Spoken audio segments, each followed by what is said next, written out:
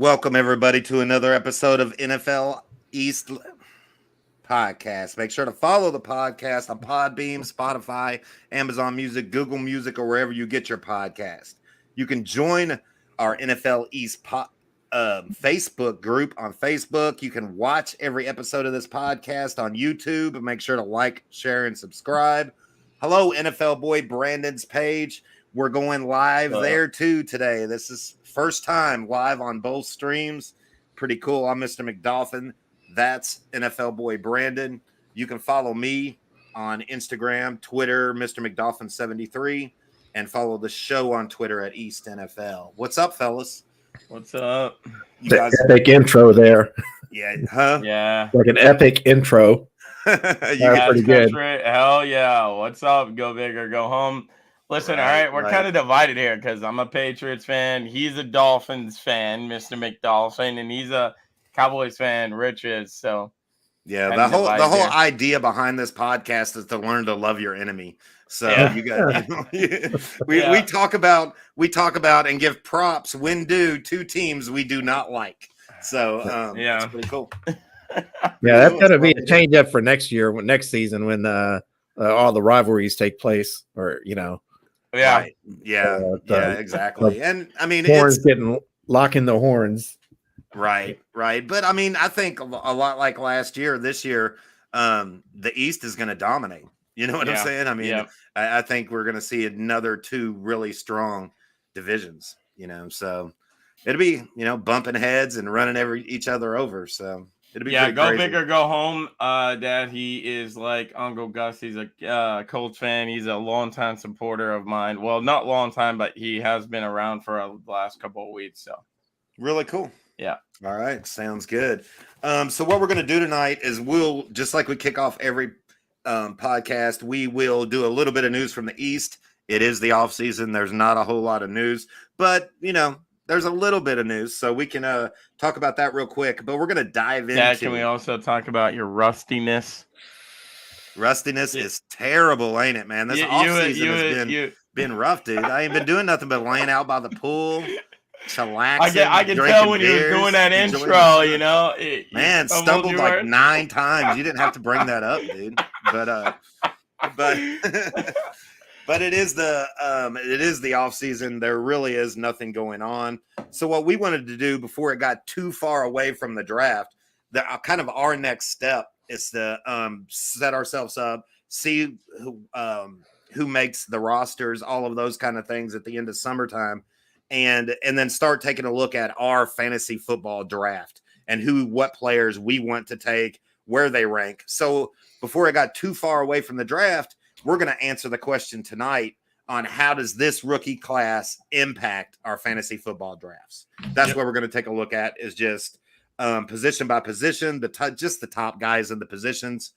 Are they going to be worth, drafting in your fantasy draft? Who can start, and just have good conversation / arguments about that, because I'm sure, just like in all the good episodes, all three of us do not agree on the same thing. So, cool. Yeah. How does that sound? Pretty good? That sounds good. Sounds good. I mean, we got a kicker that got drafted in the 3rd round. Don't you think we need to give him some damn props, dude? Yeah, I mean, that was crazy. I mean, he's taking over for one of the greatest kickers of all time. You know what I'm saying? So, but we'll talk about that later. Let's start with a little bit of news from the East.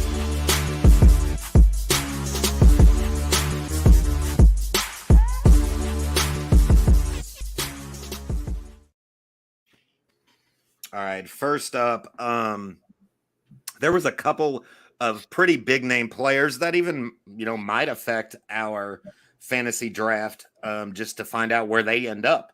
But we have two free agents that have recently been released from their teams, and I thought it would be worth getting your guys' opinion on where do you think they'll end up? Where do you want them to end up? And then we have one other topic that's just a rumor right now. But that rumor was triggered by something that happened, by something that one of the teams did in the NFL East. So, of course, we'll talk about it. So let's start with DeAndre Hopkins. DeAndre Hopkins was released by the Arizona Cardinals. He already has planned visits with the Texans, or I'm sorry, the Titans, Tennessee Titans, and Brandon's New England Patriots. Those are the only two he has as of right now. Where do you guys want to see him end up? Rich, I would love your opinion. Do you want him in Dallas? I watched your all's mini camps and stuff. You guys are looking good, man. You got Cooks over there. Do you think that's enough firepower for Dak, or do you think he needs some more help? What do you think? Yeah, I would like to have Hopkins for the Cowboys for sure. I don't think it's going to happen because of how stingy the Cowboys are going to be on the salary cap. I think, in fact, Hopkins probably priced himself out of a lot of teams as far as like Kansas City, Buffalo, and Dallas. I think, right? Yeah, I think so. I think he could have easily got traded, but he was not willing to negotiate his contract. Right, and that's going to be traded. So that's going to be an issue for somebody that's probably on the back end of his career there. But right. But would I take Anthony Hopkins? Sure, right, sure, I would. I don't know if I'd take him for $20 million, and I think he can probably get that from a Tennessee or a Houston or even maybe the Colts or somebody. Right, Patriots possibly. Patriots need some firepower. So yeah, Brandon, what do you think? He has a planned visit with the New England Patriots. What are you thinking over there as a Patriots fan? The one thing I want to say, we're streaming on 3 platforms right now. Bill has got to be watching one of these. Don't let him walk out the door without a contract, Bill. Don't fuck this up for us now, baby. Come on, we're right around the corner from getting a true number 1 for Matt Jones finally. Do we consider Hopkins still a number 1? Well, he definitely would be in the Patriot system. So that's right. Okay, fair point. Fair point. I mean, and he was a proven true number 1 back in his prime. Yeah, he might. He's a great player.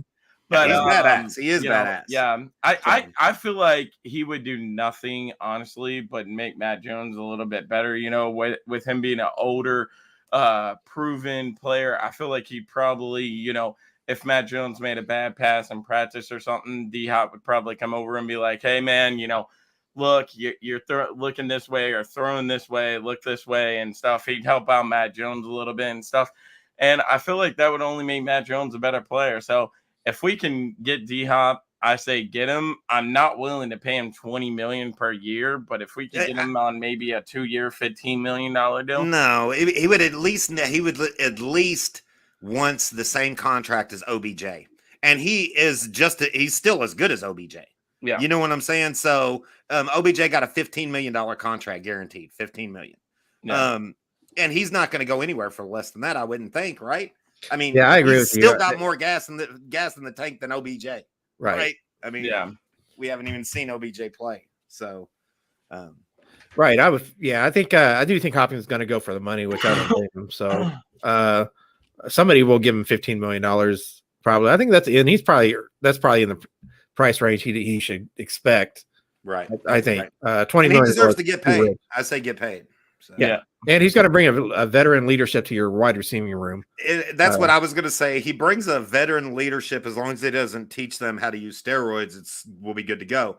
That's yeah. I mean, just saying, he's coming back he got popped. So, but what he does is he elevates all of the other wide receivers because he demands so much attention.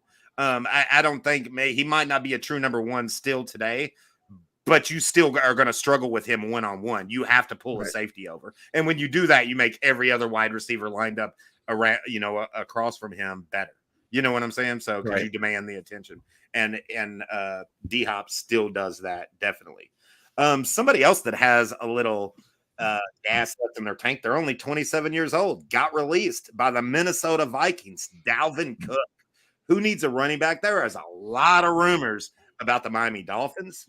Looking at Dalvin Cook, I think he would fit great in the Miami Dolphin scheme. He's from Miami. He went to high school there. But kind of like the whole D-Hop thing, he needs to be willing to take a pay cut because the reason why he didn't get traded is because of that salary, and nobody want to pay him that much.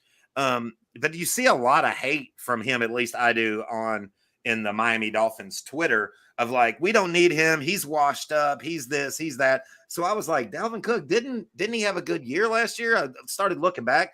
Dude's only 27 years old. He got 1,300 plus yards last year. The dude, he's went up in yardage every year for the last 3 years. He's not declining. He's not. No. I'm saying he's still badass, y'all. He's still badass. Yeah, he had a really good year. Like you said, 1,300 yards there. His numbers were pretty decent.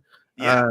And he is a high-paid running back, but he's not he's not breaking the bank, but it's just definitely a sign of the time for how running backs are regarded in the NFL.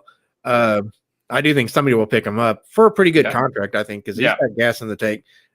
He would be a perfect fit in Miami. And if you guys got the cap space, you know, that would upgrade your running back corps, that's for sure. Plus being a veteran pass receiver, you know, from the backfield.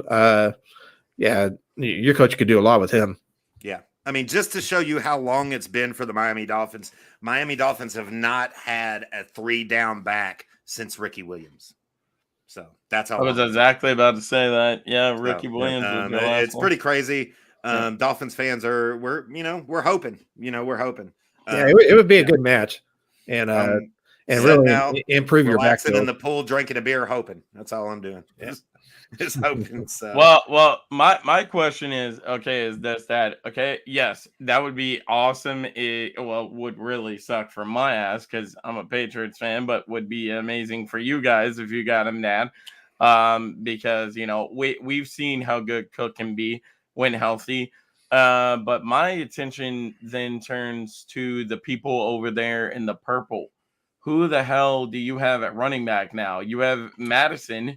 But who outside of him do you have? You didn't. No, you kind of knew that they were going to be doing something with Cook when they restructured and signed a pretty big deal for Madison. Yeah, so they're making him the featured back, and whoever else they got. Yeah, but outside of that, who else do you have? You don't have anybody else outside of Madison. Yeah, they think Madison can be a featured back. You know what I'm saying? Is what they think, and he's younger. He's 4 years younger. So yeah. That's what they're just kind of like what Rich said. That's where the markets went for running backs. They're just turning them over. You know what I'm saying? Well, I'm kind of interested in seeing, could we see a late pickup of the Vikings picking up Ezekiel Elliott? Oh, there you go. That would just be add to that room. There you go. Maybe. I think somebody's going to pick up Zeke probably towards the end of training camp, probably based on need. And they'll be like, hey, we need a running back that can come in here and get short yardage. Be dependable for us and touchdown machine, goal line machine. They'll pick them up, and then these players don't want to go through OTAs anyway. They don't want they can miss as much of the practice as they need to. Right. Yeah. So they sign late and then take whatever the market is kind of truly offer them. But I think that's something kind of big to look at too, because look at a running back room. Zeke would fit great in a running back by committee. Being that third down back, that big body back, that 3-yard touchdown back. Yeah. And he's brings so much leadership to that room. So somebody with a young running back room and then add him to it, he would help those young guys so much. He's awesome. Yeah, and I also think he comes back for maybe $2 to $3 million. Yeah. As opposed to $12 million that was on his contract. Yeah, exactly. So but all right, that's cool. Still not bad. Right. No, I totally agree. The only other topic, and to me, it shouldn't even be a topic, but it's the damn Commanders. The Commanders declined the 5th-year option when they did the contract for edge rusher Chase Young, and so now, what's up? And so now, rumors are swirling all over the place. Is Washington going to trade Chase Young? To me, you don't get rid of your best defensive player. They have done a really good job at building around him. Now that defense with him or without him is badass. You know what I'm saying? And moving in the right direction. They're young. And so I don't understand. I would have picked up his 5th-year option. That's what I would have done. Yeah. I don't understand because somebody explained to me why they didn't. And do you think they're going to trade him, or do you think they're just going to let him play it out and then either end him offer him a contract sometime during the season, or let him become a free agent next year? What do you guys think? You want to go first, Rich? Yeah, I would say I think they're they're gambling a little bit. If Chase Young has a great year next year, then you're foolish for not picking up that 5th-year option, and you're either going to have to pay him or let him walk. And if you were going to pay him, you should have paid him the 5th-year option, like you said. However, I think it might, if they can get some trade compensation for Chase Young before the season starts, before we see how he comes off of his previous injuries and stuff, he may not be something you want to invest in the future. And maybe having a 3rd-round pick or something is a win-win for the Commanders. But they have to. Do they know something that we don't? I mean, they probably do. That's what it sounded like when they did not, back in April, if you remember this. I think me and you talked about it, Rich. Back in April, when they didn't pick up his 5th-year option, I was like, "Oh, do they know something we don't know? Is he not completely healthy? What's going on with this dude?" You know what I'm saying? Yeah. I mean, so and he may have already hit his ceiling there. If they feel like coming back from injury is going to be this good and that's it. They invested a 3rd-round pick or number 3 pick. I think number 3 overall. For Chase Young. They passed up on Justin Herbert, Tua. I think quite a few, obviously anybody, but that was not a good pick. Like Chase Young has not been, I don't know, say he's a bust, but for a number 3 pick, he hasn't lived up to a number 3 pick at all. Outside of injuries, he's right. Well, and the injuries, withholding is, he may only have, may be so good. Right. Yeah, that's true. Brandon, what's your opinion on this last topic before we get started? Well, I'm on board with you guys. I think they're doing it. I think they declined it because where he's been injured so many times, and I think they want to see whether this can be a true injury-free season before they invest multiple years into this thing with him. And on top of that, I think this is a make it or break it year for him. I think not only do they want to see can he stay injury-free, but I think they want to see what Rich was saying. Has he hit his ceiling, or is there going to be more of Chase Young that we haven't seen yet? Will he be some kind of freak, kind of like Patrick Mahomes is? Can he be that or something? Now, I did see a report that was kind of scary. If he does end up getting released at the end of this year, the Pittsburgh Steelers are said to have interest in him, and that would be scary. Yeah, that's where they take average defensive players and make them superstars. Yeah. So I hate Pittsburgh. Right, which that would be a great fit. I mean, if I'm a great fit, yeah. If I'm Chase Young, I would be like, sure, send me to Pittsburgh. Because exactly. Yeah. See, I'm with you, Brandon. I'm willing to buy this a little bit more if you tell me it's because of his injuries. And they want to see if he could stay healthy for a whole year, not about his play, because I think his play has developed nicely and he's become a pretty good edge rusher and has potential of being a great edge rusher. I've always thought that injuries have got in his way and have hindered him from growing and taking that next step. So, and that happens. It happens to really great players. Right? Exactly. They just can't get over the recovering from the injury to reach their potential. Right. Yeah. Exactly. Which is a shame. But the Commanders really thought what they were drafting was a Micah Parsons type player, and he hasn't done anything like that. So right. Well, I mean, when Chase Young is healthy, he's up there, kind of like not on Micah Parsons' level, but I'd say he's probably like right behind him. Right, he could. He can't stay healthy, so that's the problem. But he's gotten better every year. Was my thing. Well, what I'm saying? He had a great rookie year. But then the second year, up until his injury, which is later in the season, he really took a decline, kind of fell off a little bit from his rookie year. Right. So then since then he's just been battling with these lingering injuries. Seems to be something. Yeah, and it's like, boy, if we get back to his rookie year, which maybe he could this season, if he comes in healthy and ready to play. Which I mean, he's a smart player and he's super athletic, a lot of natural ability, but cool. Well, we'll see. We'll see. I think one thing that everybody can agree on, the defense, their defense with him or without him is a very good defense. We're going to probably talk about their defense later on when we're talking about top tier defenses. Yeah.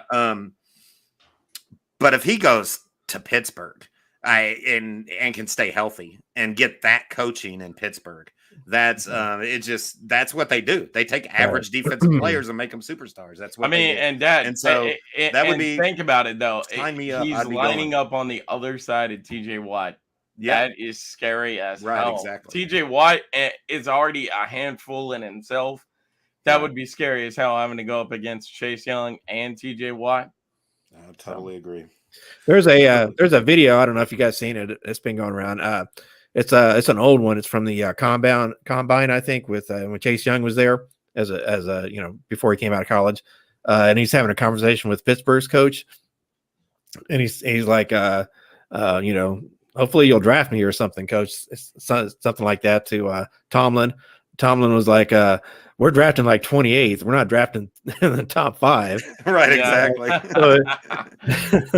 So it would be ironic for them to pick him up eventually. Yeah. Tomlin's definitely sold on him, I think. And Tomlin can do a lot with Chase Young. Even though Rivera's a defensive-minded coach as well, I'd take Mike Tomlin over that.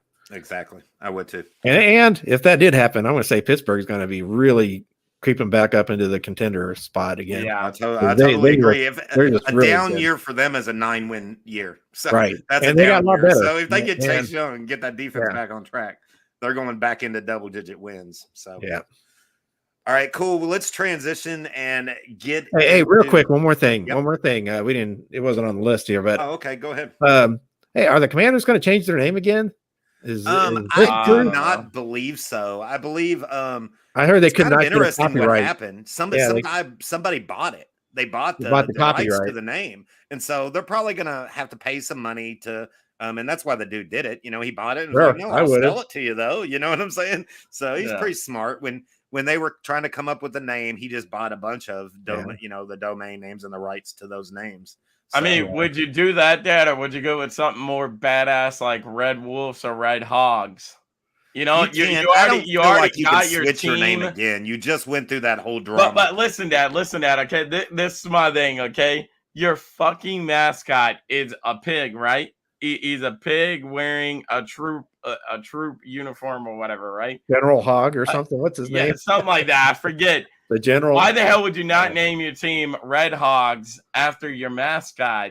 And I don't know. I gotta send you all the pictures of it after this. I mean, the mascot is kind of the best representation of Washington anyway. A bunch of fucking pigs that live up in Congress. You know what I'm saying? So they should be.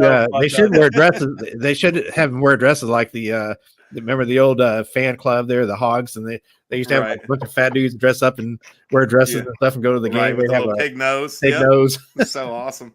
The Hogettes or something like they called them. Man. Oh my God. Hogettes. Yeah, Hogettes. So cool. The hula dresses on. So what in the world? That went way off. That'd be great. That'd be great. Bring it back is what we're saying. Yeah, bring it back. All right. That's enough. Let's transition into in this next segment. We are going to answer questions like how does this year's rookie class affect my fantasy football draft? So things like that. Take a look at it position by position. Sound good? You all want to do that? Yeah.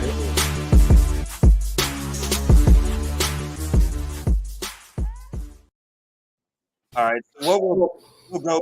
Dad, before you start, I just wanted to address real quick. For anyone asking us, well, why the hell are you doing it this early out? The regular season doesn't start till August. In case you haven't realized, people are already doing fantasy football drafts. So we are actually behind ourselves. Yeah, and we're only doing the rookie class right now. We're going to do everybody else a little bit closer to when we draft in our fantasy. You know, are we doing 2 or 3 episodes of this? Definitely 2. I'm working on the second episode now and just kind of have to see how it goes position by position. We might have to break that up into 2 segments. So sound good? Yep. All right, cool. So what we'll do is we'll take the rookie class. So basically, guys, what we're doing tonight is we are trying to figure out how this rookie class affects your fantasy draft. Is there anybody in this rookie class worth taking in the draft, worth taking in the first couple of rounds? There's a little bit of argument. They're saying one of these players is worth taking for the first pick overall.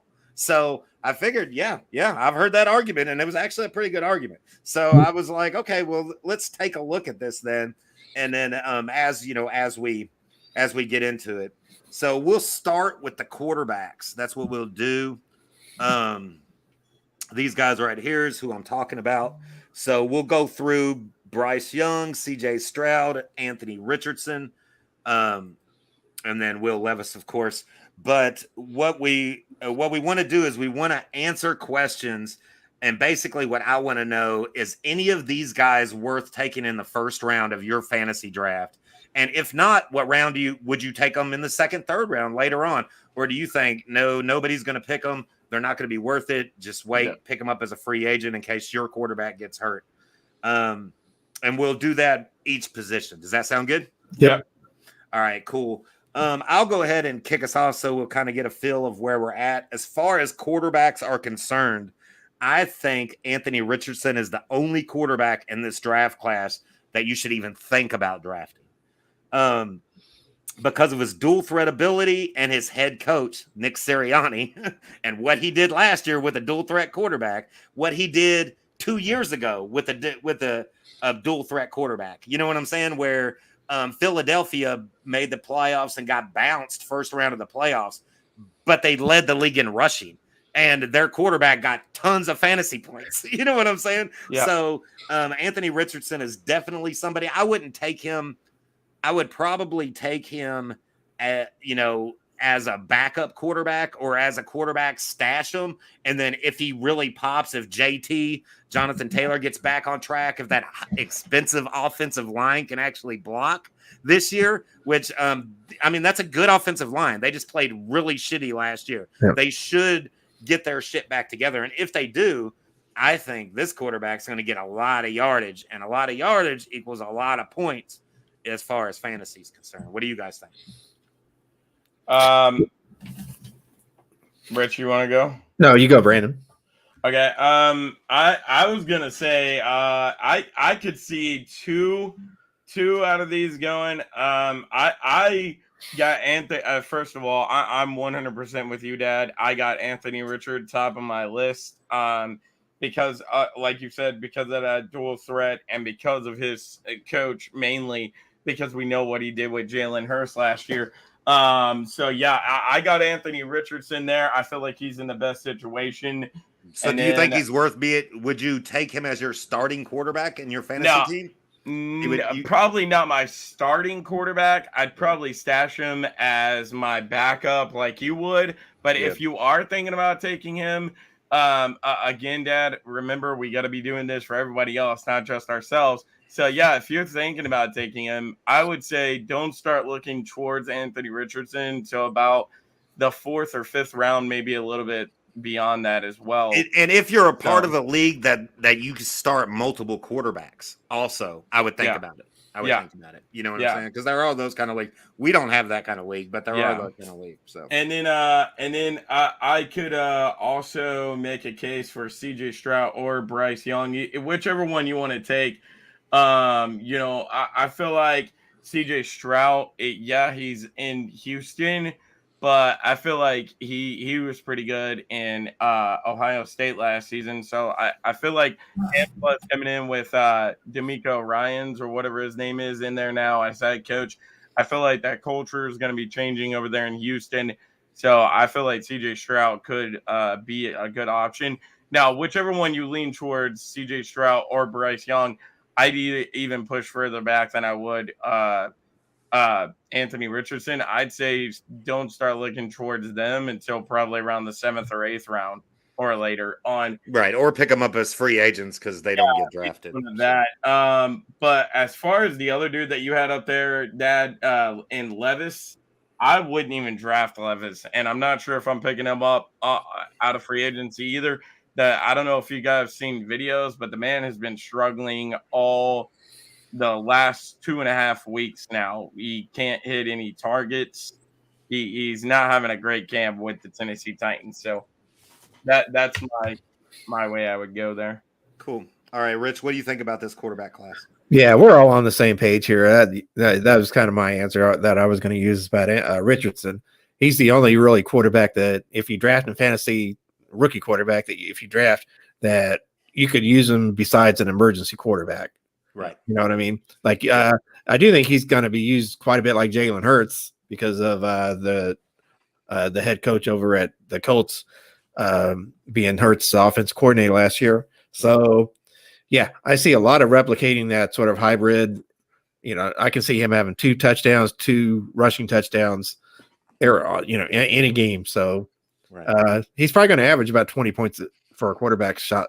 So, if you want to get him in the 7th round, 6th round, 5th round, because he won't be the top quarterback off the board, but if you're looking for a quarterback, nice to have on your bench. So if he does pop, if that running game if JT gets back on track, if that offensive line gets back on track, and you're like, fuck, this dude's scoring 25 points a week. You know what I'm saying? It'd be nice to have him. Right. He may not. I don't think he might be the best quarterback coming out of this draft. That's to be seen, I guess. But for a fantasy pick as a rookie, I would go with him as well. Yeah, totally agree. All right, sounds good. Next up, the running back crew. These guys right here. We have Bijan Robinson, Jamar Gibbs, and I honestly believe that outside of those 2 guys, I don't see drafting anybody. Brandon, you might have a little bit more information or a different opinion on that. A little bit deeper class. I didn't like this running back class. But Bijan Robinson, the Falcons running back room is stacked. That's what people need to understand. They got Tyler Algier, who had over 1,000 yards and 3 touchdowns last season. They got Cordell Patterson, who had another 695 yards and 8 touchdowns last season. But the thing to think about is the Falcons running back room is a different story. It sucks. They don't have 1,000-yard receiver. And the way I believe that they're going to use, I would definitely draft Robinson in the 1st round if in this year's fantasy draft. Probably not 1st overall, but I would definitely draft him in the 1st round, and with the hopes that he is lined up everywhere on the field. They're going to line him up in the slot. He's going to be carrying out of the backfield. He's going to be touching the ball a lot. It reminds you. I'm hoping he reminds you of like when Debo first popped, and just Debo always had the ball in his hand. You know what I'm saying? I mean, whether he was small little bubble screens or coming out of the backfield, running the ball, catching the ball, whatever. And I think the Falcons are going to get it in the hands of Bijan as many times as they can per game, and we know for fantasy that's awesome. You know what I'm saying? So I mean, draft him, stick him in flex. Stick him in the flex position or whatever. Or he possibly could be one of your best running backs. So that's what I would do. I say this is a rookie that is worth either sometime in your 1st round. You don't have to take him 1st overall. I don't believe he's going to be worth 1st overall. Yeah, but I've heard the argument, and if that's what you want to do, then I could see it. It's going to be a lot of points, but he's going into a very stacked running back room. These guys, Tyler Algier and Cordell Patterson, are pretty badass. You know what I'm saying? So, right, but I think he's going to definitely be the feature. Robinson is so. It'll be interesting after everybody gets their draft teams put together to see kind of where that player averaged for the entire league, how high people pick Robinson. I bet he goes pretty high. I bet he's he'll be a top 10 pick, I think. If not the 1st running back, maybe by the 3rd. Yeah. Yeah, I think people because the potential, like you said, he's going to get utilized everywhere. And Atlanta they're going to have to score points to win games because they don't have any wide receivers. Like if he plays slot, he's their best wide receiver. Got Kyle Pitts over there. Slot, so Kyle Pitts there, but who's their quarterback? And right, I mean, but Kyle Pitts is Yeah, I guess you're right because he's not really a tight end. He's a big body wide receiver. Right. So, But yeah, Robinson's going to be the workhorse for that team. I think Right. it's going to be Barry Sanders and the Detroit Lions. right. You know. Yeah, I totally agree. But we have to remember they have a 1,000-yard rusher from last year. Yeah. Plus Cordell Patterson, who is a backup running back and a receiver. You know what I'm saying? So yeah, but he's a top 10 Bijan, drafted running back. They're going to have to. He gets all the touches. Right. Right. Then you invested that much of your draft capital. So cool. All right, Brandon, what do you think about Bijan Robinson? Yeah, I'm 100% behind Rich. I think Bijan Robertson should not be falling down your draft boards. Well, I don't know if Rich was agreeing with this or not, but he said that he's predicting somewhere in the top 10. That's exactly where I'm going with this. I think he should not be slipping past number 10 and most everybody's draft boards. The man is too good, and you know what, like you said, Dad, he's a dual threat. No matter where you line him up, he can be wide receiver, he can be runner out the backfield and catch it for you, he can be the one that you just hand the ball off to, and I don't know if you guys watch tape on him or not, but he trots the hell out of people. So he's like a Derrick Henry type wide receiver, dude. So it's kind of weird. But yeah, so Bijan Robertson is gonna be good. Are we on the topic of running backs, Dad, or was we just talking about Bijan there? Just Bijan right there. Now we're gonna switch and go to Jahmyr Gibbs, who I believe is the second best. And there's a lot of arguments, and I would like your guys' opinion on who do you think's better out of these two? Who would you rather have on your fantasy team? Jahmyr Gibbs. Jahmyr Gibbs, okay, here's a breakdown on the Lions. The Lions running back room has Jamal Williams. Jamal Williams had 1,066 yards and 17 fucking touchdowns last year. They don't got Jamal Williams anymore. They don't. He's with the New Orleans Saints now. He went to so that's what they've lost, right? Yeah. Yep. And then they who did they bring in? They brought in the dude from Chicago, right? Didn't they bring the Eagles running back in? What's his name? Sanders? No, Miles Sanders. No, he didn't go to Detroit. Where did he go? Shit, hang on. Okay, Miles Sanders went to the Panthers. Oh, okay. You look that up real quick because I'm almost positive that they got the dude from Chicago, which I don't know anything about him. I do know that they drafted Gibbs and then traded DeAndre Swift. Okay, to the Eagles, yeah, right, to the Eagles. And DeAndre Swift had 542 yards. Yeah, they brought in David Montgomery, but from Chicago. He doesn't. That's Montgomery's problem. He's an okay running back, but he cannot stay healthy. Right. Okay. So we have Montgomery, who was hurt, and he basically Jamal Williams out the door. He was a dominant. Last year he had over 1,000 yards and 17 touchdowns. So it was obviously his room last year, especially with Swift getting hurt. And so basically what I'm thinking is, okay, so I want to look at Jamal Williams' yardage and touches. Can Jamal Gibbs get that? If he's 1,000-yard rusher with 17 touchdowns, you better fucking draft him. You know what I'm saying? And he doesn't really have a threat there with Montgomery coming from Chicago and Swift out the door. You know what I'm saying? So I think Gibbs, I would be like Bijan Robinson. I'd be willing to draft him probably a little bit later in the first round, maybe not the top 10, but definitely the top 25. You know what I'm saying? Just to see if he pops and could do as good as Jamal Williams did last year and get that 1,000 yards, 17 touchdowns. And I think worst comes to worst, he will be a great number 2 wide receiver. You know, that running back that you have to start. I think he could give you that balance, especially if you have, a little bit higher. Now, what I would not do is get Robinson and Gibbs and take a gamble on both my slots, on both rookies. So if I'm, if I'm drafting this rookie, then I'm going to draft somebody more, steady and where I know I could get some points. So what do you guys think about Gibbs? Do you think he could be that 1,000-yard rusher and that 17 touchdown?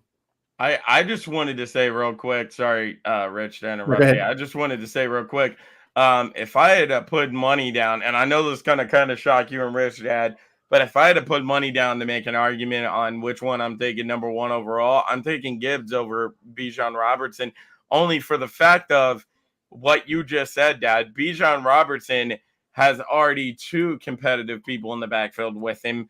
He has Ajalari and he has Cordell Patterson. Who the hell does Gibbs have to compete with? He doesn't have anyone. He has David Montgomery who can't stay healthy. So you're guaranteed to get full amount of rushes there, as to where you're not sure if Bijan Robertson is going to be that full get to go type person yet. So if I had to pick one to take number one overall, I'm taking Gibbs. So Okay. So you would rather have Gibbs than Robinson? yeah, pretty much. Okay. Yeah, I'm going to disagree with that. I would say because I think Robinson is going to be the feature back and the feature offensive player for Atlanta this coming season, if not for the next 2 or 3 seasons. Where I feel like Gibbs is going to be more of a system running back. Depends on game to game, probably. I think Detroit's going to have kind of a high-powered offense, and they drafted Gibbs way higher than anybody had him projected. You know what I mean? So they loved him. You know, they loved Gibbs to get him I think they spent a 15, 16 round pick on that. Somewhere in the teens. That's a lot of capital for a running back if you're not going to feature him. But because Detroit does have other weapons, I think they're going to be more of I think Detroit's going to be a high scoring offense next year. I don't see how they're not going to be probably a top 10 and I mean that's kind of putting up points is what they were known for this last year. Their defense couldn't stop anybody from the other team putting up just as many points. And they featured Williams. That was my whole point. And he got 1,066 yards with 17 touchdowns. Right. So if you know that Gibbs is getting that, are you drafting him? You know what I'm saying? You know he's going to be 1,000-yard rusher with 17 touchdowns. That's a feature back. That's the numbers of a feature back. So yeah. But it's going to be. I think it's just going to be more like there's other stars on that offense. You know what I mean? So it's not going to be just one playmaker like Atlanta's going to have. I think. Okay. Or a primary playmaker featured back like that. So okay. Well, before we switch topics real quick, guys, I had 2 dark horses for other people. If you guys are still, in depth, already had your drafts over with, and you're like, oh shit, my running back got hurt. What do I do now? Well, here's 2 dark horses who you could take. I got Kendrell Miller up there, running back for the New Orleans Saints, and I only put him on this list because Mark Ingram, in case you guys haven't heard, announced his retirement 14 hours ago. So, I mean, there is still Jamal Williams there, and Alvin Kamara, but, Kendra Miller is probably going to be thrown in that rotation a little bit. And then another dude is Zach Cabernet. Yeah, Cabernet. Out of Seattle. I took a look at the Seattle running back room, Dad. It looks like Cabernet is going to be the backup running back to Kenneth Walker. So, right. But Kenneth Walker is going to get by far the majority of the touches. Well, yeah, but he's eventually going to have to come off the field for at least a third down. Kenneth Walker should have got Rookie of the Year last year, in my opinion. But that's just me. The point is, he's going to have to take a break there, and so then you got one there. Yeah. So. I totally agree. Throw another one, I mean, the only other one I got out of here that I put down at 5 is Tyjon something, a dude drafted out of to the Tennessee Titans. And the only reason I put him down there is because we know how the Tennessee Titans are. They're 90% running. You can't run King Henry like that this time. So they're eventually going to have to hand the ball off to him a lot. So I'm saying he could get you some points there too. So cool. Sounds good. But if you want to draft a running back, the only 2 Dalvin Cook, Miami Dolphins. There you go. The only 2 we're drafting rookie wise is Bijan and Jamar Gibbs. Totally agree. Let's start with these. Let's move on to these badasses. Jackson Smith-Njigba, Quentin Johnson, Zay Flowers, Jordan Addison. Take a look at these guys and get your opinions on them. I mean, we can Okay, move down the before we board. start, real quick, Dad, before we start, I just want to throw out right now, I'm going to go ahead and get the shocker out of the way. I don't know if it's going to be a shock to you all or not, but I wrote down in my notes, no rookie wide receiver is worth taking in the first round, first or second round. I feel like you got to go third.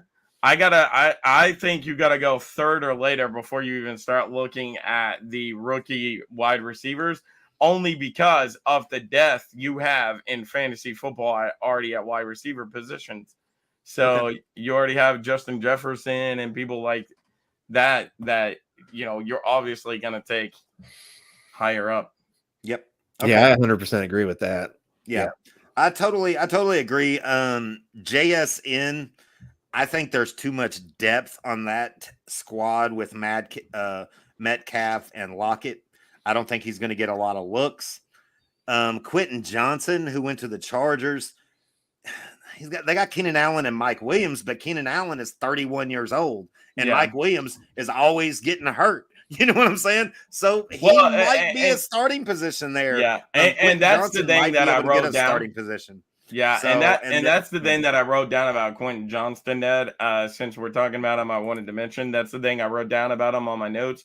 If there is any wide receiver, rookie wide receiver wise, that I feel most comfortable about taking, it is Quentin Johnston, just because of Keenan Allen getting older in age and Mike Williams can't stay healthy. Like drafted to but it's kind of weird because Mike Williams and Quentin Johnston are like twins. They play exactly the same. They're both long, stocky, can't really break free, but can get the 50-50 balls. Right.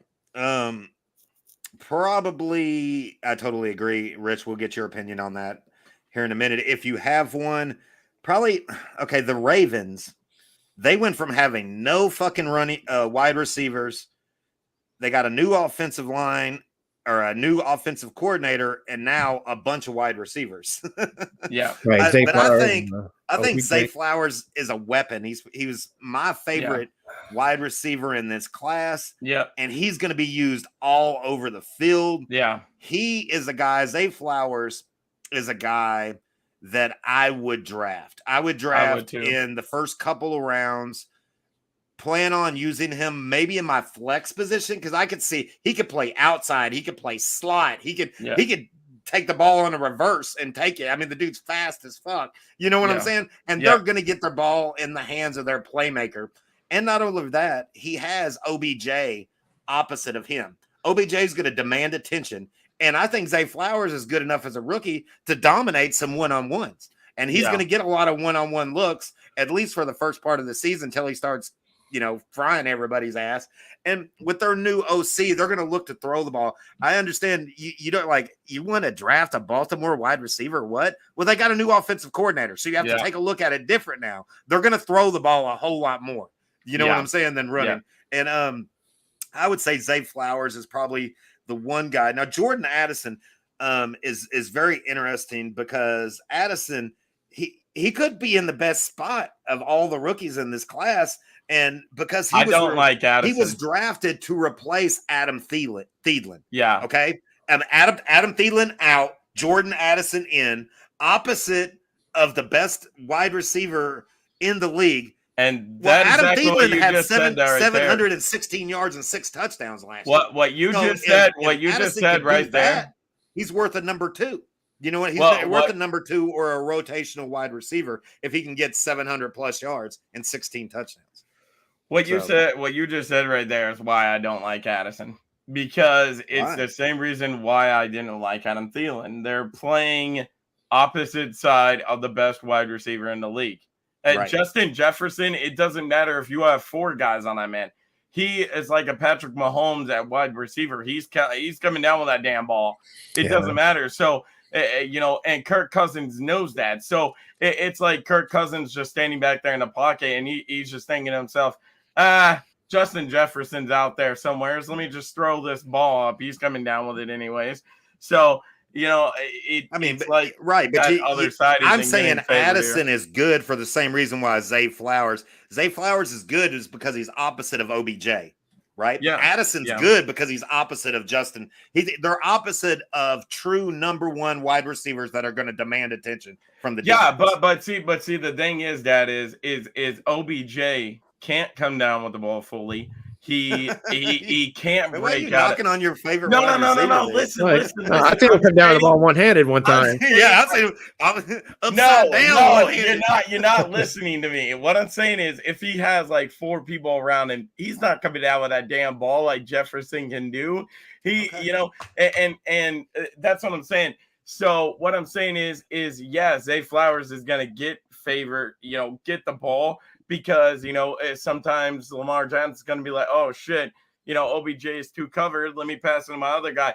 As to where you know, Justin Jefferson can do it all. He can make those catches and everything. So is Kirk Cousins really going to look Addison's way, or is he just going to be like, screw it, I don't care how many people is around my guy. He can just come up with the ball no matter what. I'm passing it to him 100% of the time.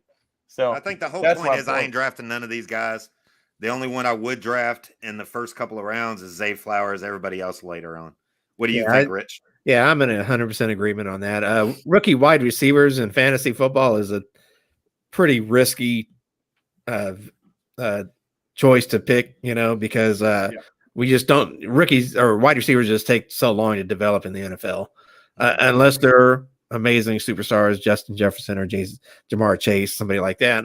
And there doesn't seem to be anyone in this class on that level. Okay. So, Yeah. but Zay Flowers is gonna be a nice player. He might get 6 touchdowns this year, but you know, I'm not drafting. He's not gonna be like at best my flex receiver when I don't have anybody else. Totally. So, Totally. I do think Baltimore's going to put up some points, though. I mean, I would draft Zay Flowers and Quentin Johnston, but those are the only 2 I'm taking. Yeah, and they would be late. They would be late. I mean, I'd be like, if really I drafted, late and hope they pop. You know what I'm yeah, saying? if I drafted Zay Flowers in the 6th or 7th round, and he turns out to be, you know, a 16-point fantasy guy a week, I'm going to be thrilled. I'm going to be super thrilled. I mean, but I don't know. That's weird a lot. Saying all of this because Quentin Johnston, when we were rolling around in April, we all really didn't give a hell about Quentin Johnston. We were all about JSN or Zay Flowers, but I feel like JSN fell into one of the worst positions he could have fell into. Fantasy the best for his career and the worst for his fantasy rank. Exactly. That's what I was thinking exactly. too. But the best for his career, he gets to learn from fucking worst for the DK fucking Metcalf. fantasy. Yeah, which is awesome. So yeah, no, I totally agree with you, Brandon. And I mean, I'm not big on Quentin Johnston only because I think that quarterback in for the LA Chargers is extremely overrated. So that's just my opinion. All right, well, let's move on to the tight ends. Let's start wrapping this up. Here's your tight end class, and this is going to sound pretty crazy, but I'm going to go ahead and say it. I believe the best wide receiver in this class was not a wide receiver, and somebody I would draft really high. And think about drafting really high is Dalton Kincaid.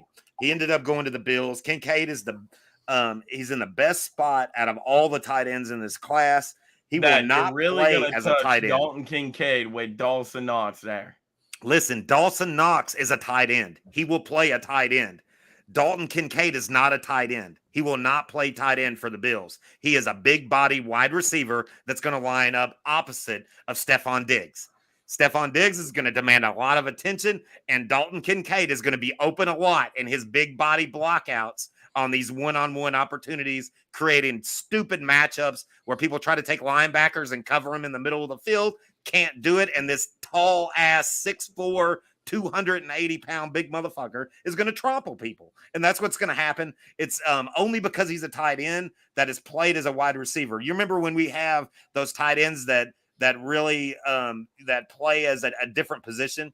The Saints, they had the tight end that played at the quarterback, put up tons of points in the fantasy. Everybody was scrambling to try to get them. That's what this is going to be. It's going to be a mixed match. You're going to have a wide receiver playing as a tight end and putting up wide receiver numbers on your tight end board. Dalton Kincaid needs to be drafted pretty high as a tight end. Do you guys agree? I do think Buffalo's going to use him a lot. They needed to improve their firepower a little bit, Right. In the offseason. I think they did. So yeah, but tight ends are like receivers. They take a while to develop in the NFL. You Right. don't see a lot of superstar rookie tight ends. Right. But they're not going to, they have Dawson Knox. They're not going to ask him to play tight end position. They're not going to ask him to block. They're not going to ask him. Right. He's going to be their big body wide receiver. He's going to be their slot receiver. But he can play outside. He can play slot. He did it in college. He could play any wide receiver line. The dude runs wide receiver routes. He's really good pass catching tight end. He's not good. He's not so good. But they're not going to. They got Dawson. Yeah, they're not going to block him at all. And all that. Yeah, he's going to be their offense. Right. Yeah, I think the Bills needed to take a wide receiver in this year's draft, and I believe they did. And I believe they took the best wide receiver in the draft. Just so happened to be a tight end, not a wide receiver. Yeah. So, well, you can have your Dawson Knox to yourself. I'm not touching him, in my opinion, because I don't know where he's going to be playing at. I mean, now, given if he somehow goes undrafted in our draft, which I don't think he is, because the way you're talking about him, Dad. Right. But the point is, if he does somehow, and he does start doing what you're talking about, lining out as a wide receiver and everything, I might think about grabbing him then.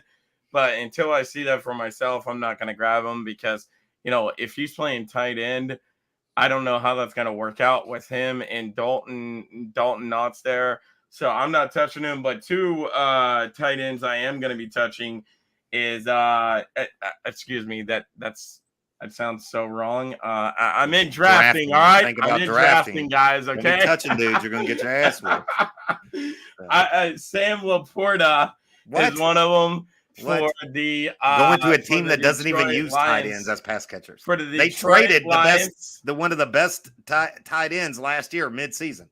Exactly, and now they realized how much of a mistake they made, and now they went out and got them a new tight end. So, so Sam Laporta there, but the one that I'm really thinking about drafting is a man that me, you, and Rich was high on in April, Dad. Michael Mayer to the Las Vegas Raiders. Yeah, I really like this guy. He's replacing Darren Waller's role. Yeah. And Darren Waller, healthy, used to put up a lot of points. Yeah. So if Michael Mayer can develop quickly and take that starting role and take that Darren Waller role straight from the get-go, running in that New England system, I think they could do it. I think he's going to put up a bunch of points. You know what I'm saying? Yeah. I'm only scared about can he win that starting role. I don't know what other tight ends they have there because that Darren Waller does block. He's not just a pass catcher. He was a blocker. They ran him. And unless they're going to use that Josh McDaniels 2 tight end set and run somebody up there as a blocker and have Michael Mayer doing strictly pass catching, then I think that might be. Yeah, I would stay away from Mayer. To me, seems like somebody's going to take 2 or 3 years in the NFL and then he could be up to the level of guy he's replacing. Right. He's not going to do it as a rookie. I'd find that I wouldn't bet on it. Okay. So I would he'd be my emergency tight end in fantasy, but that would be the. And then what's your opinion on the Sam Laporta? Musgrave. Rich. Yeah, again, a tight end is such a hard position to translate as a rookie in the NFL. You just don't see very many. I mean, even George Kittle took a couple years. You know what I mean? Yeah, right. Yeah. So it's just a hard. And he's still a better blocker than he is a pass catcher. Right, which is fine. You can utilize. I wish they got points for blocks. Like when they lay a nice ass block, they get a half a point or some shit. Right. Well, George Kittle lays out a bunch of nice blocks, so he'd be racking. He'd be number one, right? Exactly. Yeah, he'd rack up some points in fantasy if that was a grading system. Right. Yeah, so I would be leery of any of the tight ends, except for the Buffalo's tight end, because, like you said, he's going to be really a receiver, and that's kind of where I think Buffalo will use him, and Josh Allen will throw the ball to him, no doubt about it. Yeah, but I feel like okay, and that's why I put Sam Laporta out there and stuff. I can see what you're saying, Rich, but what is the number one most least amount of talent in fantasy wise. It is tight ends. Yeah, there's not enough of them to know, go around. Definitely. No, there's we only need a about couple of these 3 or rookies 4 to of pop. them. We really Yeah. do. Right. Yeah, there's only Mark Andrews. Yeah, there's Darren only like Waller, 5 dominant ones that actually put up good. Yeah, numbers. there's only about 4 or 5 of them that you would actually consider taking within like the first 3 rounds, and then after that, there's all the tight ends gone. And then people that don't go tight end before then is going to start looking, and that's why I was kind of naming off Sam Laporta and Michael Mayer and all that. Yeah, I mean, if in Michael case you Mayer decide can pick to up, yeah, and start I think you're looking that way. right if they can do it. You know what I'm saying? I mean, that's so they would be. I mean, I wouldn't be spending a high top pick on those people. The only but one I would if you're think getting to the about 7th, 8th spending round, kind of high to a normal, like with your top tier, is the Dalton Kincaid, and like Brandon said, that's a gamble. That's a gamble that they're actually going to use him like that because he, I mean, he did all this shit in college. He was a pass catching tight end in college. Don't mean he could do it in the pros. You know what I'm saying? And he's a big motherfucker. He runs people over. But this is the NFL. This ain't college no more. You know what I'm saying? So, I mean, it's very true. Very true. Right. Well, I'm going to add one more tight end there, and that's Luke Schumacher for the Cowboys. They drafted him in the 2nd round.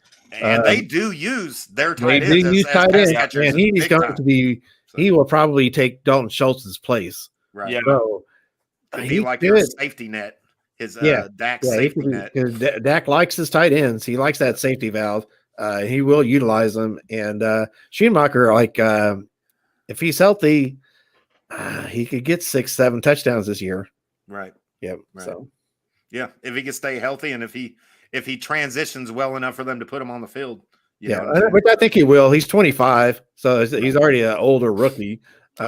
He's coming. He's played in Jim Harbaugh's system, so I feel like he's going to be okay. And it'll be interesting. Mike McCarthy calling plays this year, how that's going to work out too. It's going to be kind of new. Right. Cool. Sounds good. All right. The last 2 positions we have in any in your fantasy league, of course, is defense, special teams, defense/special teams, and then kicker. As far as the defense is concerned, what I wanted to do was just real quick take a look at the 2022 top 10 defenses.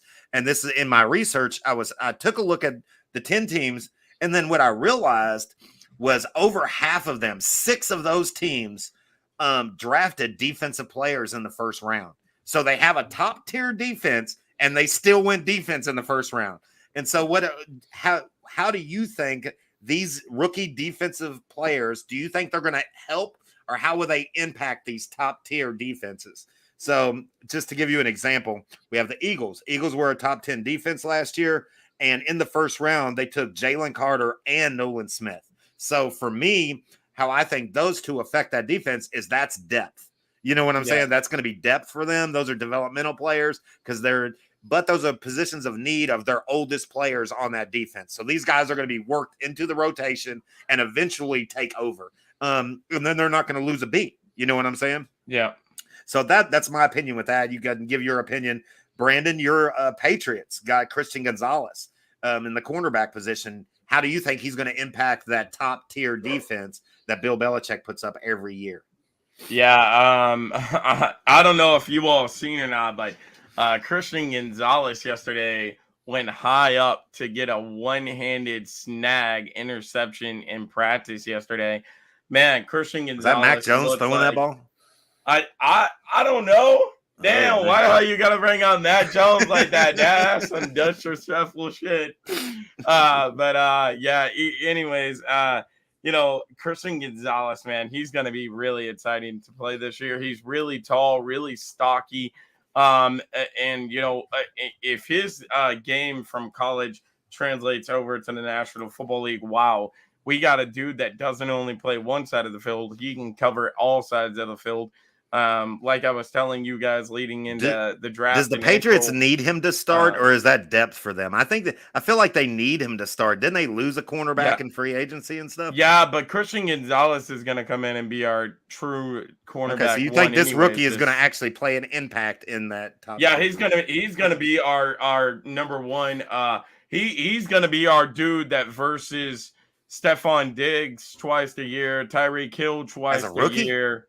as a rookie. He's gonna be. Is he going to get rookie of the year? Is he going to be like Sauce Gardner? He's gonna be our Sauce Gardner, baby. Okay.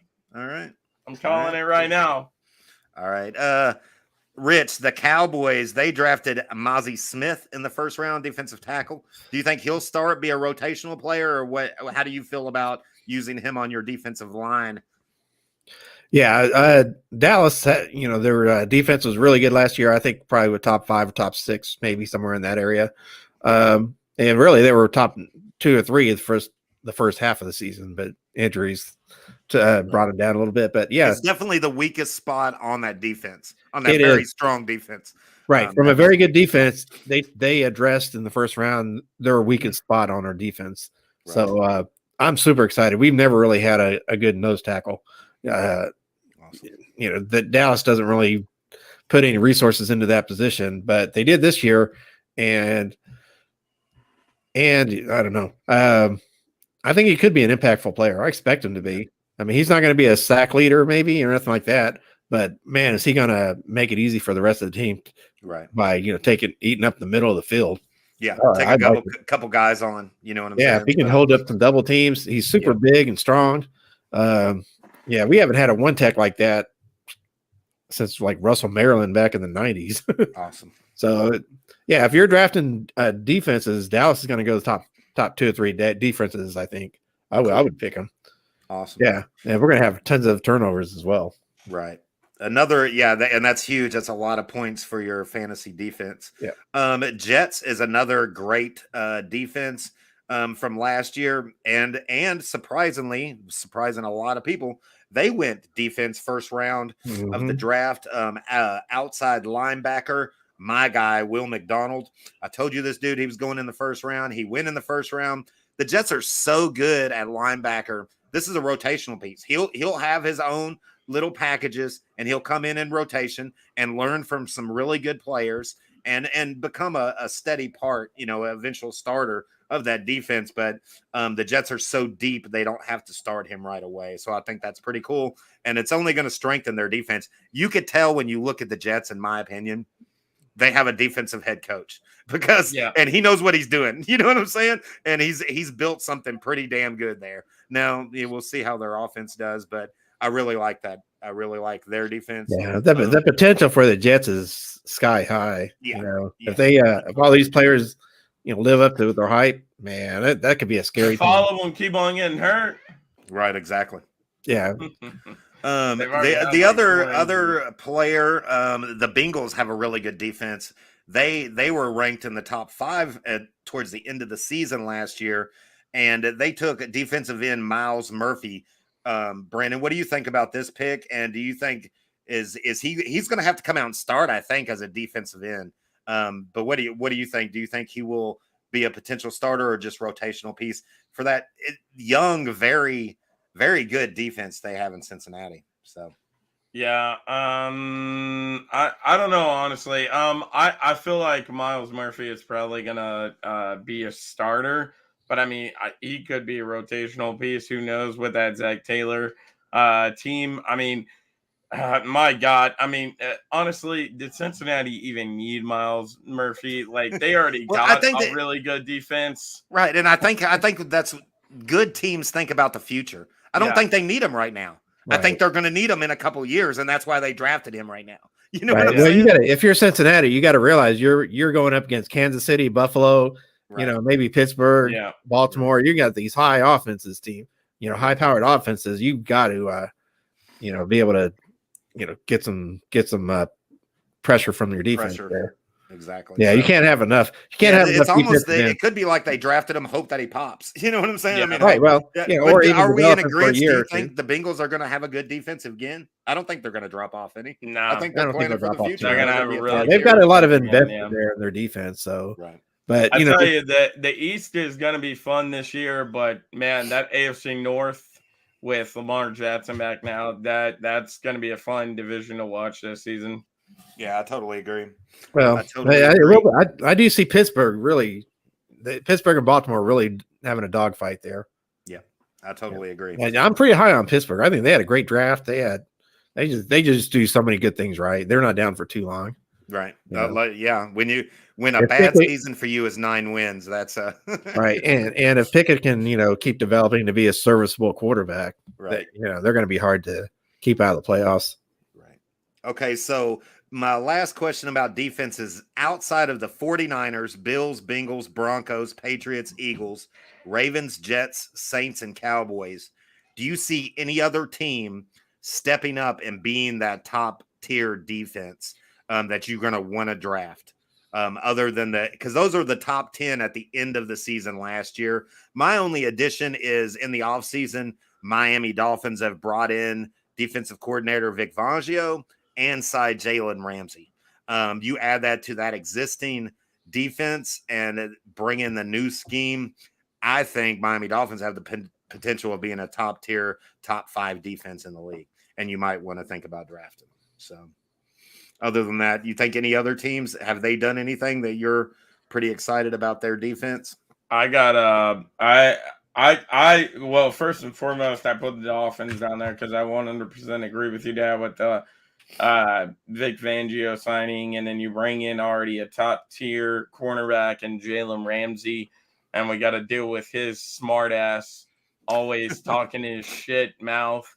So yeah, I think they're gonna be a top 5 defense this year, and then and guys, when we say this year, we're not only talking about in the league, we are still talking about in fantasy wise as well. Yeah, it's a team you might want to think about drafting in your fantasy. Yeah, and I also got the Commanders being there at top 5. And I kind of like that, Brandon. I'm not sure about top 5 in the league this year, but I think they do get there in fantasy wise.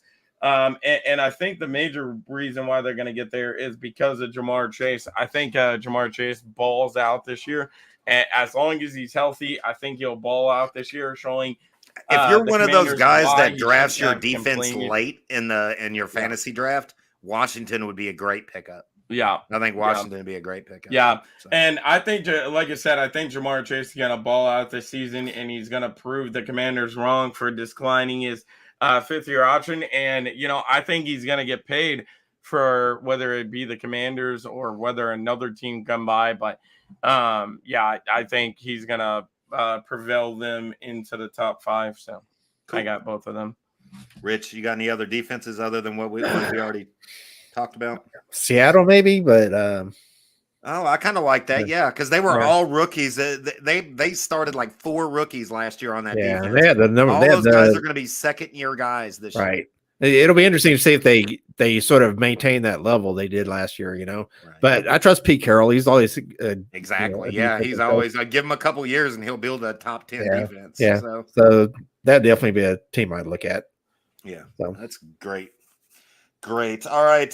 Last up is kickers. We don't need to talk a lot about this, but we're talking about the rookie class, and we had a kicker, a place kicker that was drafted in the 3rd round this year. And so Jake Moody is who I'm talking about, of course. San Francisco, right? San Francisco 49ers took him in the 3rd round, 99th pick overall, so top 100. And the reason why they drafted him is because 41-year-old Robbie Gould is a free agent. Now, Robbie Gould, he's always been one of my favorite kickers to have in fantasy because the dude is automatic. He never misses. He is automatic. I always try to get him in my fantasy. And so this is kind of sad to me, but this Moody kid, he's supposed to be badass, man. He kicked a 53-yard field goal in college. There ain't no kickers in college putting up 53-yard field goals. So this motherfucker is supposed to be badass, automatic. I don't know if I want to go out and get him instead of Gould, but Gould don't even have a team right now. He's a free agent. He's looking to get signed. Somebody's going to pick him up. You know what I'm saying? Dallas, maybe. We don't have a kicker. He's 41 years old, but I guarantee you somebody's going to pick him up. So I mean, as far as this topic, I'm willing to see where Robbie Gould goes.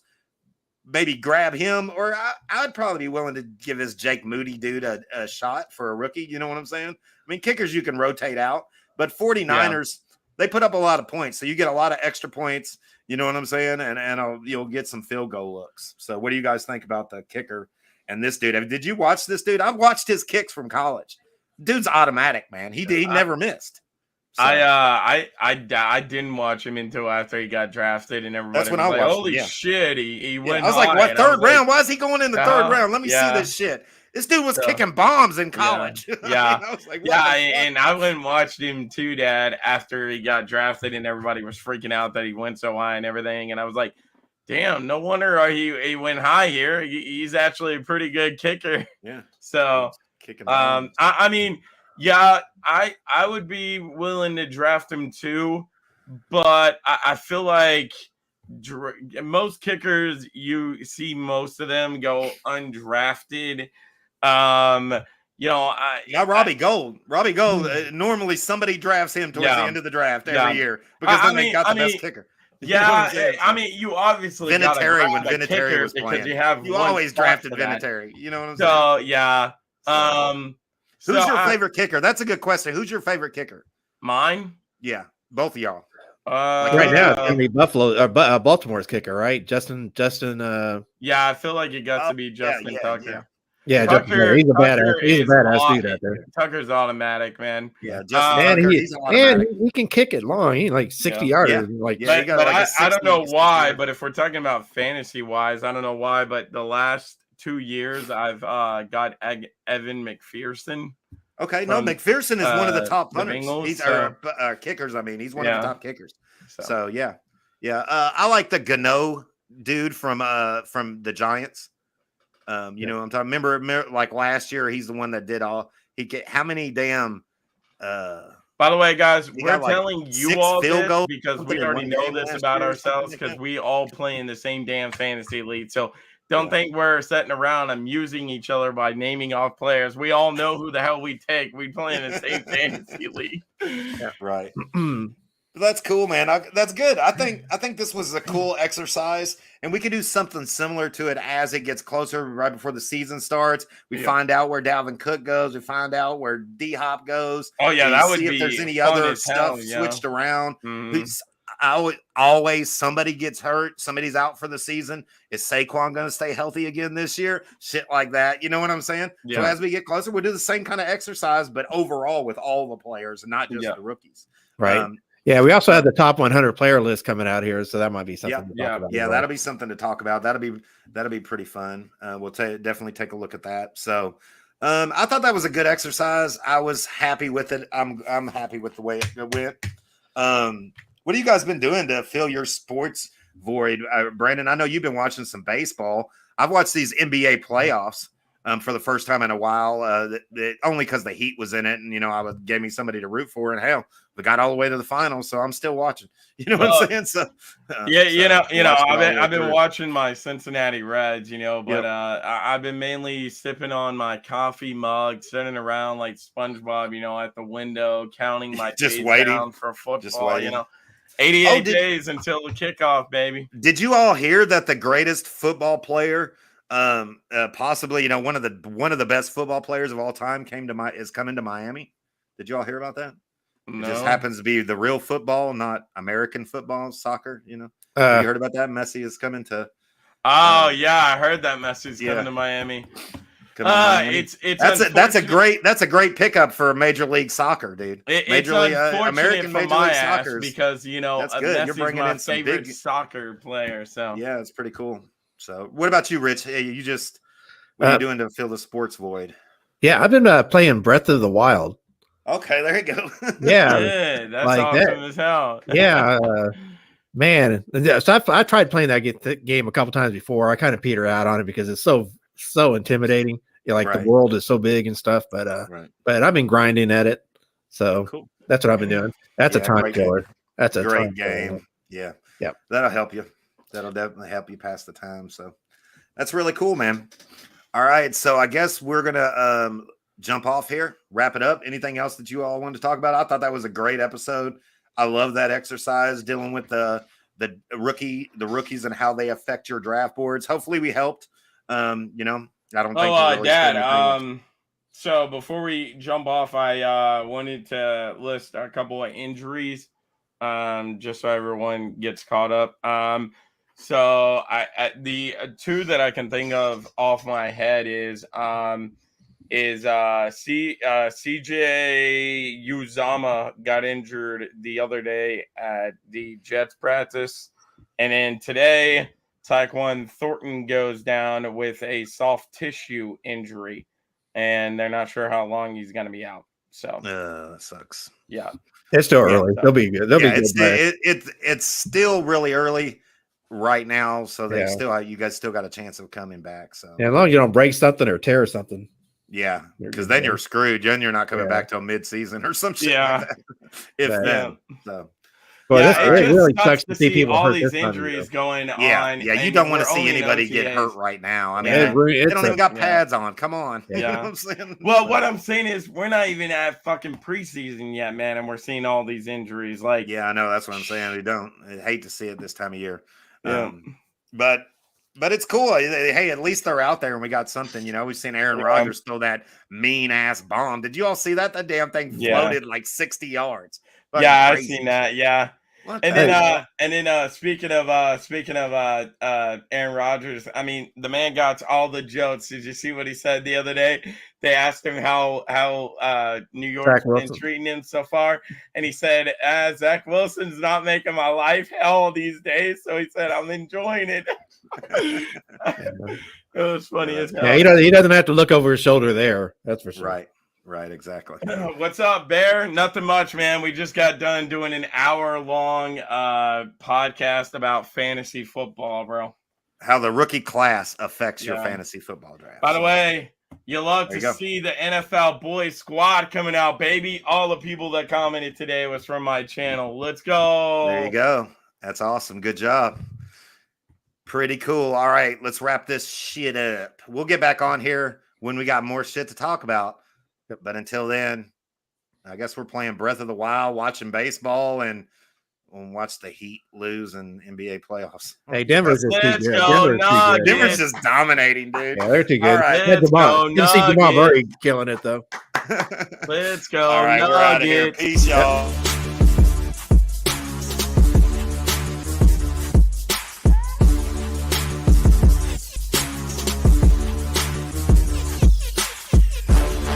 Dad is so mad about me saying, let's go Nuggets, bro. Shut up before I meet your ass.